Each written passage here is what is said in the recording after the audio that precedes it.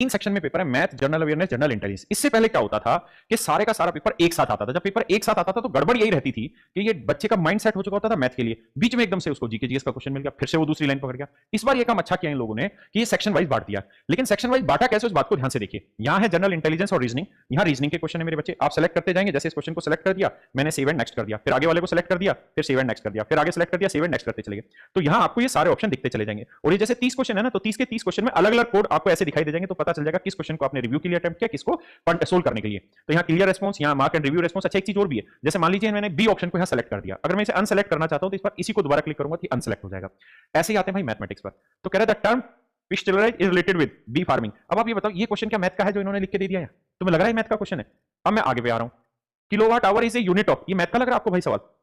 अब अगला देखिए, who was the last Jain तीर्थंकर, ये मैथ का सवाल लग रहा है। ये हालत है रेलवे की, है जो सैम पेपर बना के दिया है उसमें मैथ वाले में ये जीके जीएस डाल दिया। और अब मैथ इसको देखते हैं, जी जनरल अवेयरनेस वाले को देखते हैं।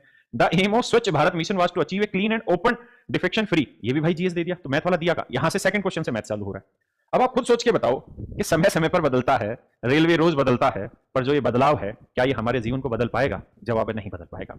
मतलब इन लोगों की सैम्पल पेपर में ये हालात है। लेकिन फिर भी आप इस पूरे सैम्पल पेपर को एक बार अपनी नजरों से निकालिए।